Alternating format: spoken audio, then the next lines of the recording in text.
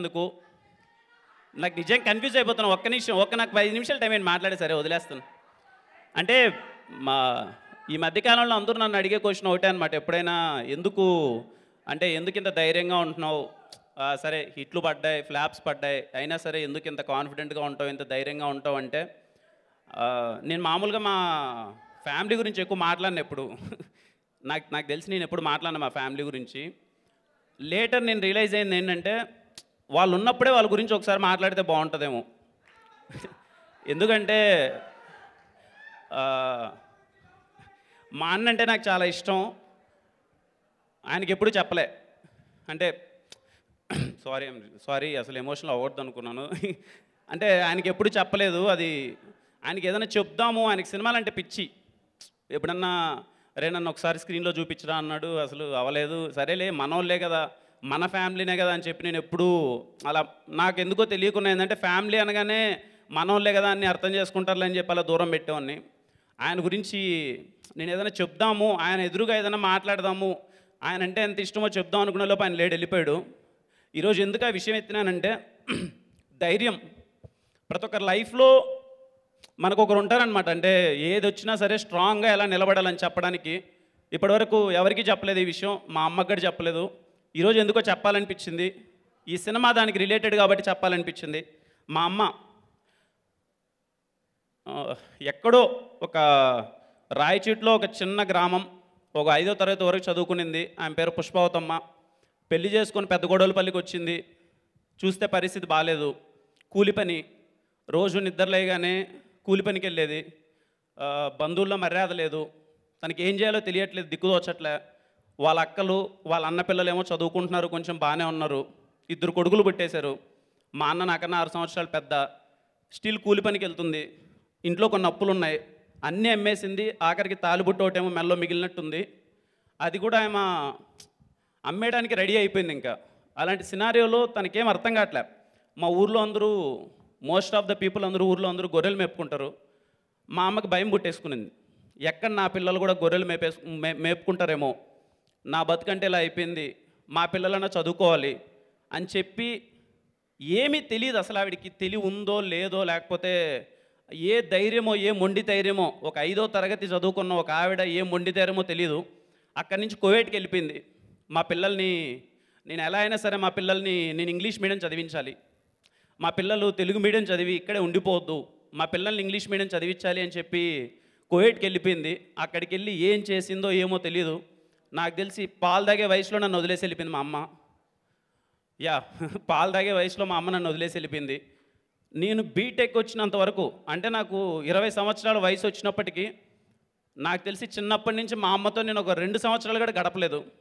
ఎందుకంటే మా అమ్మ నన్ను చదివించడానికి, ఇంగ్లీష్ మీడియం చదివించడానికి, నా కొడుకు ఎదగాలి, నా కొడుకులు మళ్ళీ ఎక్కడో మా ఊర్లో గొర్రెలు మేపుకుండే పొజిషన్లో ఉండొద్దు అని చెప్పి చదివించాలని చెప్పి దేశంగాని దేశాలకు వెళ్ళిపోయి ఏం పనులు చేసిందో నాకు తెలియదు, ఏ ఇంట్లో కూలి పని చేసిందో నాకు తెలియదు. మమ్మల్ని చదివించాలని చెప్పి కష్టపడి ఆవిడ మమ్మల్ని చదివించింది, ఎలా అయినా ఇంగ్లీష్ మీడియం చదివించాలని. సరే అంతా బాగానే ఉంది, చదివించింది, కష్టపడుకునింది. కొంచెం మా బంధువుల్లో కొంచెం మర్యాద, మేమంటే ఎవరో పలకరించేవాళ్ళు, అది ఇది వచ్చింది. అప్పట్లో 2002లో అలా ఒక 4 లక్షలు పెట్టి ఒక ఇల్లు కొనుక్కునింది రాయచీట్లో. చాలా హ్యాపీ, ఫ్యామిలీ అంతా హ్యాపీగా ఉన్నింది. మేమేదో చదువుకుంటున్నాం, అంతా ఓకే. తను సంపాదించడం ఆపేసి తను ఇక్కడే సెటిల్ అయిపోయింది, హ్యాపీగా ఉంది. ఇంకే నాకు 2 కొడుకులు ఉన్నారు కదా, బాగా చూసుకుంటారు, 2 బలమైన కొడుకులు, 2 బాగా చూసుకుంటారనే ధైర్యంతో ఉంది. మళ్ళీ తిరిగి చూస్తే 2015 మళ్ళీ డౌన్ఫాల్, ఇంటి పరిస్థితి అసలేం బాగాలేదు. ఆవిడ ఏదైతే ఒక 4 లక్షలు పెట్టి ఒక ఇల్లు కొనుక్కునిందో ఆ ఇల్లు పోయింది, మళ్ళీ అమ్మకానికి పెట్టేసింది. అప్పటికి ఇంట్లో ఏదో 30 లక్షలు ఏదో అప్పు ఉంటే ఆ ఇల్లును 30 లక్షలకి అమ్మేసింది. అప్పుడు ఆ పాయింట్ అండి, అంటే నేను జాబ్ చేస్తున్నాను, ఏదో సంపాదిస్తున్నానులే, మనం ఏదో పెద్ద పోటుగాళ్ళం లేని ఒక ఫీలింగ్లో ఉన్నాను, నాకు ఉద్యోగం వచ్చింది కదా అని. మా అన్న ఏదో ఉద్యోగం చేస్తున్నాడు, ఆవిడకి మాత్రం మనశ్శాంతి ఉండేది కాదనమాట. ఎప్పుడు ఇంటికి వెళ్ళినా ఏదో తెలియని వెలితి. ఏమైందమ్మా ఏమి అంటే ఆమె అనేది అనమాట, అరే ఏంటి అంటే 2 కొడుకులు ఉన్నారా, నాకు ఏదైనా సాధించండి రా, లైఫ్లో ఏదైనా సాధించండి, ఏంటి ఇలా అని ఒక ఫీలింగ్ చూసేవాను అనమాట. అప్పుడు స్ట్రైక్ అయింది. నేను జాబ్ చేసేటప్పుడు అసలు నచ్చట్లే, ఏంటి లైఫ్, అసలు ఒక 5వ తరగతి చదువుకున్న ఒక ఆవిడ ఎక్కడికో వెళ్ళిపోయేసి ఊర్లో మిగిలిపోవాల్సిన మమ్మల్ని తీసుకెళ్ళి చదివించి ఒక ఇంగ్లీష్ మీడియం చదివించి ఒక ఉద్యోగం తెచ్చి అంత స్థాయికి తెచ్చింది. అరే చదువుకున్నాం, మనం లైఫ్లో ఇంకెంత సాధించాలి అనే ధైర్యం ఆవిడ నుంచి వచ్చింది. అప్పుడు అన్నీ నాకు చిన్నప్పటి నుంచి అన్నీ రీకాలన్నమాట. మా అమ్మతో ఎప్పుడన్నా నేను అదే చెప్పాను కదా, నాకు తెలిసి 20 సంవత్సరాల్లో మా అమ్మతో నేను 2 సంవత్సరాలు మాత్రమే గడిపింటాను. ఎప్పుడో నేను హాస్టల్లో చిన్నప్పటి నుంచి నా లైఫ్ అంతా హాస్టలే. వాళ్ళ ఇంట్లో తినేవాడిని, చూసేవాళ్ళు. మా నాన్న చాలా బాగా చూసుకునేవాడు. ఇంటికి వచ్చినప్పుడు అంతా మా నాన్న గురించి ఎందుకు చెప్పట్లేదంటే ఆయన గురించి మొత్తం నేను ఎస్ఆర్ కళ్యాణంలో చెప్పేశా. అప్పుడు నేను హాస్టల్లో ఉండేటప్పుడు ఎప్పుడూ మా అమ్మ అక్కడి నుంచి ఫోన్ చేసేది. ఆ ఫోన్ కాల్ కోసం 2 వారాలు ఎప్పుడు వెయిట్ చేసేవాడిని హాస్టల్లో, మా అమ్మ ఫోన్ ఎప్పుడు వస్తుందని. మా అమ్మ ఫోన్ రాగానే కరెక్ట్గా 2 నిమిషాలు 3 నిమిషాలు మాట్లాడేసేది. నాన్న డబ్బులు అయిపోతాయి నాన్న, సరే నాన్న తర్వాత మాట్లాడదాం డబ్బులు అయిపోతానని ఫోన్ పెట్టేసేది. ఆవిడ ఎప్పుడు నాతో మాట అనేది, ఒరే మీ చదువు కోసం ఎండల్లో పనిచేస్తున్నా నేను కూల్ డ్రింక్ కూడా తాగేదాన్ని కాదురా, మీరు చదువుకోవాలరా అని. అంత కష్టపడి అంత ధైర్యం ఆవిడకి ఎందుకు వచ్చిందో నాకు ఇప్పటికీ అర్థం కాదు. ఆ మినిట్ అండి, నేను జాబ్ చేసేటప్పుడు ఎప్పుడైతే మా అమ్మ దగ్గర నుంచి విన్నానో ఆ మాట, అరే ఏదో ఒకటి సాధించరా అని ఎప్పుడైతే విన్నానో నాకు గట్ ఫీలింగ్ ఏదైతే అదైంది. మళ్ళీ మా అమ్మే అంత చేసినప్పుడు మా ఫ్యామిలీ కోసం నేను ఎంత చేయాలి, ఏదైతే అది కానీ అని చెప్పేసి ఆ రోజు ఆ ధైర్యంతో జాబ్ మానేశానండి. ఇప్పటివరకు ఈ విషయం ఎందుకు చెప్తున్నానంటే మా అమ్మతో నేను డైరెక్ట్గా ఇది మాట్లాడలేను. నేను మా అమ్మతో కూర్చొని మాట్లాడలేను. ఎప్పుడు నా యూట్యూబ్ వీడియోస్ అన్నీ చూసుకుంటూ ఉంటుంది. ఎప్పుడైనా యూట్యూబ్లో మా అమ్మ చేసిన వంట ఇష్టం అంటే ఇంటికి వెళ్తే వంట ఉంటుంది, పక్కన కూర్చొని 2 నిమిషాలు కూడా మాట్లాడను. అదే చెప్పాను కదా, మా అమ్మకి నాకు 20 సంవత్సరాల దూరం. అది ఇప్పటికి ఇంకా అది రాదు, పక్కన కూర్చొని మాట్లాడలేను. తన వల్లనే ఇదంతా వచ్చాను, ధైర్యంగా వచ్చాను. ఆవిడ కోసం ఏదైనా సాధించాలి, ఆవిడ ప్రౌడ్గా ఫీల్ అవ్వాలి, నా కొడుకు సాధించాడని చెప్పి బంధువుల్లో మళ్ళీ చెప్పుకోవాలి. ఆ ఒక్క ఫీలింగ్ అదొక్కటి బ్రెయిన్లో పడింది. దానికోసం ఉత్త జేబులతో వచ్చానండి. లిటరల్గా ఏం ఉద్యోగం వదిలేసుకున్నాను, ఏం ఉంటుందా ఏమో నాకు తెలియదు, ఎవ్వరూ తెలియదు. హైదరాబాద్ అంటే అసలు మాకు తెలియదు, మాకు సంబంధం లేని విషయం. హైదరాబాద్ అంటే సినిమా ఇండస్ట్రీ అంటే మాకు సినిమా చూడటమే పెద్ద విషయం. సినిమా ఇండస్ట్రీ అనేది మాకు తెలియదు.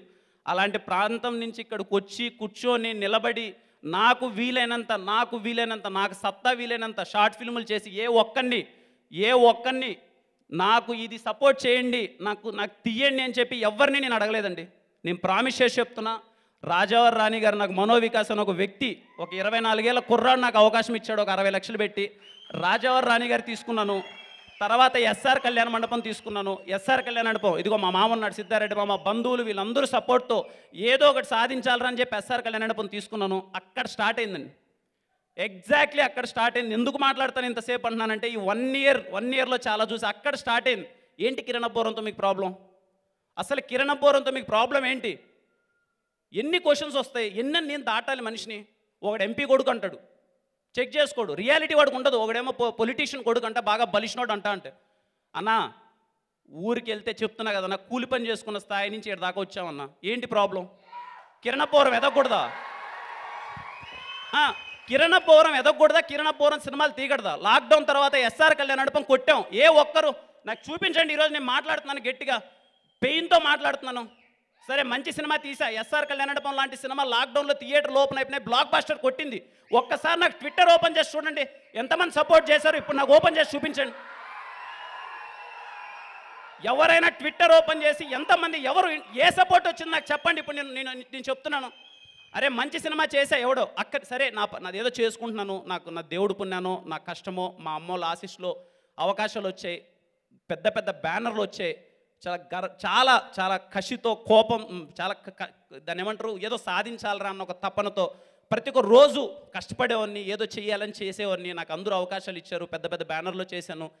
నిజంగా అంత అదృష్టం, నాకు చాలా అదృష్టంగా ఫీల్ అయ్యాను. అందరం కష్టపడ్డాం, అవ్వలేదు. నేను ప్రయత్నించాను, ఒక సినిమా అట్టయింది, ఒక సినిమా ఇట్టయింది, కానీ కష్టంలో మాత్రం నిజం చెప్తున్నాను తమ్ముడు, ఎప్పుడు లోపం లేదు. స్క్రీన్ పైన సరిగా మీకు కనపడట్లేదు అంటే నిద్ర లేక, నాకు రాక కాదు, నిద్ర లేక